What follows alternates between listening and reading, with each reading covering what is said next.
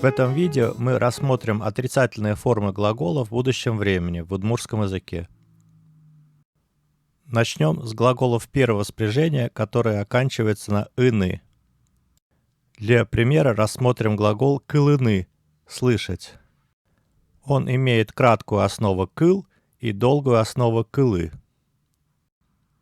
Мон ук кылы — я не услышу, тон ут кылы — ты не услышишь, со уз кылы — он не услышит, ми ум кыле — мы не услышим, ты ут кыле — вы не услышите, соос уз кыле — они не услышат.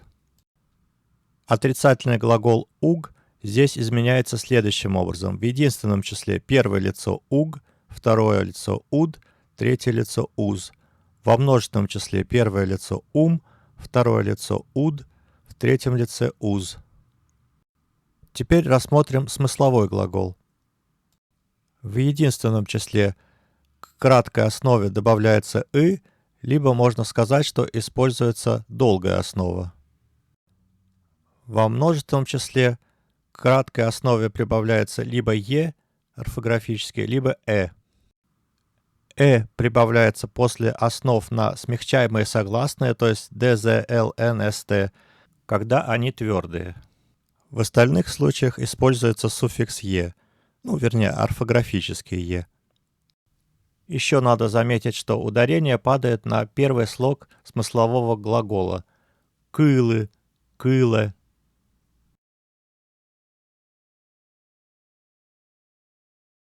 Теперь сравним отрицательную форму и утвердительную форму. Мон ук кылы — я не услышу. Мон кыло — я услышу. Тон ут кылы — ты не услышишь. Тон кылод — ты услышишь. Со уз кылы — он не услышит. Со кылоз — он услышит. Ми ум кыле — мы не услышим. Ми кыло мы услышим. Ты ут кыле — вы не услышите. Ты кылоды — вы услышите. Соос уз кыле — они не услышат. Соос кылозы — они услышат.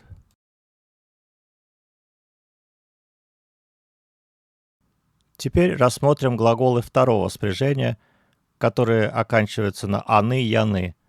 Возьмем в качестве примера глагол «ужаны» — «работать» с основы «ужа». Мон ук ужа — я не буду работать.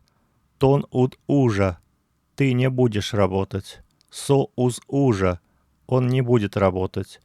Ми ум ужале — мы не будем работать. Ты ут ужале — вы не будете работать. Соос уз ужале — они не будут работать.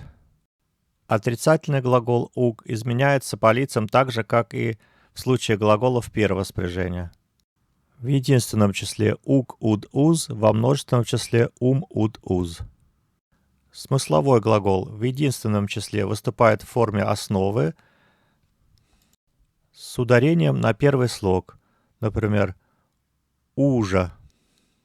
Во множественном числе во всех трех лицах к основе прибавляется суффикс «ле». Например, «ужале».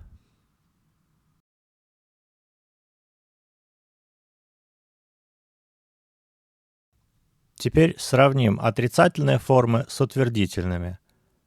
Мон ук ужа — я не буду работать. Мон ужало — я буду работать. Тон ут ужа — ты не будешь работать. Мон ужалод — ты будешь работать. Со уз ужа — он не будет работать. Со ужалоз — он будет работать. Ми ум ужале — мы не будем работать. Ми ужало мы будем работать. Ты ут ужале — вы не будете работать. Ты ужалоды — вы будете работать. Соос уз ужале — они не будут работать. Соос ужалозы — они будут работать.